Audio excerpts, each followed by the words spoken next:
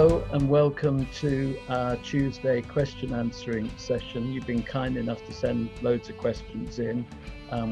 We'll try and do our best to answer them. Tim Lloyd, is it true? Tim Lloyd knows something here, I reckon. Is it true, as Francis Pryor wrote in his book on Flag Fenn, that they enthusiastically dug the area Time Team were due to dig and had to hurriedly find you another spot? Well, Tim, it's true. And I remember the sensation to this day. When we went to a site, we'd research loads, we'd have researchers finding out what we could do, we'd work out what we'd be doing over the 3 days based on the site we were going to dig on. When we arrived, Francis, somewhat shamefacedly, confessed that they'd got a bit over enthusiastic and already dug that one. And there was a certain amount of, oh my God, but luckily Flag Fenn had such an amazing amount of material that we kind of adjusted and managed to find another great spot. So having the person who kind of looked after the site, knew enough about it, it was a bit of a sort of slight jig-jag, zigzag at the start of the program, but we managed to sort it out. But I can remember the alarm on that first morning, thinking I thought we were going to be over here. Francis said, well, no, you're over here. So we sorted it out. Mark Cook, can we get an idea of the number of people that build these walkways? How long were they in use? This is quite a technical, complicated question, which would take some amount of research. What it makes me think of is some work we did with Mick on something called the Sweet Track in Somerset, which was a walkway of a similar period with posts cut with Bronze Age axes and planks. It's one of the most famous examples which you can look up. And I know a great deal of research has been done on that particular walkway, which might give you an answer to how many people and how long it took. Michael Taylor, great show. And he's asking me about the casting process of Time Team. There's quite a long answer to this, so I'll try and give you some of the headlines of it. Originally, I made a series called Time Signs, which some of you may get a chance to watch soon. Time Signs brought together various people, archaeologists, who were digging in a valley in Devon for a reservoir. And in the course of that, I talked to a lovely friend of mine called Simon Timms, and I said I needed an archaeologist who could talk about the past of that valley for part of the documentary. He suggested Mick. In working with Mick, Mick suggested Phil and then Robin Bush. And it so happened that in passing, I got a Reader's Digest book of history, a beautiful blue, large book on history. And in that book had these amazing illustrations. So that was Victor, and Victor became part of the team.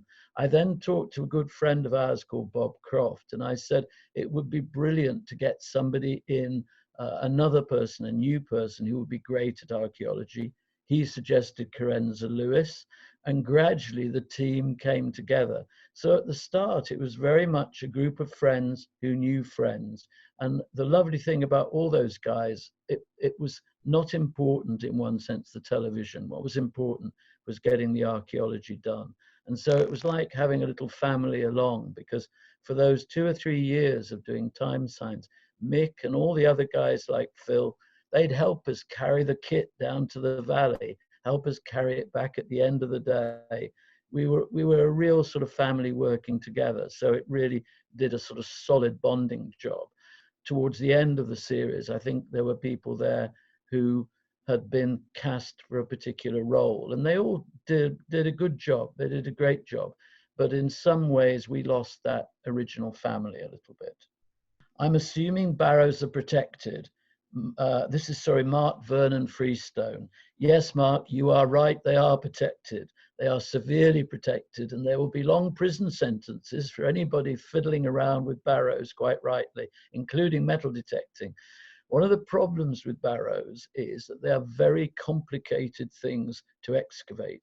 You could spend a very, very long time doing a barrow, looks fantastic, but you might find nothing because you have to take it very carefully, layer by layer by layer. And that is why they are important, but they don't always throw up the obvious, but they have to be protected because they are very, very important remnants, but they don't often contain the proverbial burial or the fascinating bits of bling in the middle of them. It's sometimes a long job with not very much at the end. So although there's a lot of them around, people are very careful about approaching them, and you need a huge team to do them properly. They're dug in quadrants, they're very carefully taken down, huge amounts of material like seeds, peat, this kind of organic material are sampled. And so it's not something that archaeologists would ever take on lightly. Thomas Prince has asked us how many worms are killed on a dig. Well, I'm not sure we ever did a worm count at the end of the day, but I do remember on several occasions one of my archaeologists holding a worm on the end of on the end of a shovel with some dirt underneath it, and carefully transferring it out of the trench, out of the way. And I can honestly say that I think the diggers were all fairly careful about the wildlife, if you like, in the trenches. And there was quite a lot of worm transferring went on. On another occasion, we were told that there were a large number of newts on the site, some great crested newt, which was very, very important. And we spent quite a lot of money erecting anti-newt fencing. And the dig started off with us doing a fingertip search of about an acre of land. And despite the apparent common nature of these things, we didn't find a single newt the whole dig. Generally, we like to try and look after the wildlife because it was kind of all part of having a responsible attitude, if you like. Julie, tremendous efforts of the diggers digging the wooden artifacts. She is talking about new methods for recording materials. Do you think it would affect archaeology television? In the early days, we'd have Henry with his surveying rod or one of the other survey people, and they would locate a spot and have to do it. And it would take quite a time. Nowadays, I think that would speed up things. And I think most of that new technology would be very interesting for us to have access to. Michael Taylor. Researchers in folk stories often report finding traces of much earlier beliefs in later literature. Does Francis see a possible link between the Bronze Age ritual of weapons and water and the story of Excalibur? Although I don't know that there is a direct connection, I certainly think the magic of finds deposited in the Bronze Age into water must have been around in the archaeological and historical literature. We'd found some huge caches of material, but you have to remember people like Mallory and others who were writing stories about Arthur and Excalibur and all the rest of it were a little sort of pre the science period, if you like. And they were creating a reality that was much later in time. Arthur was probably late Iron Age, possibly post-Roman character, and he sort of got presented as a medieval knight.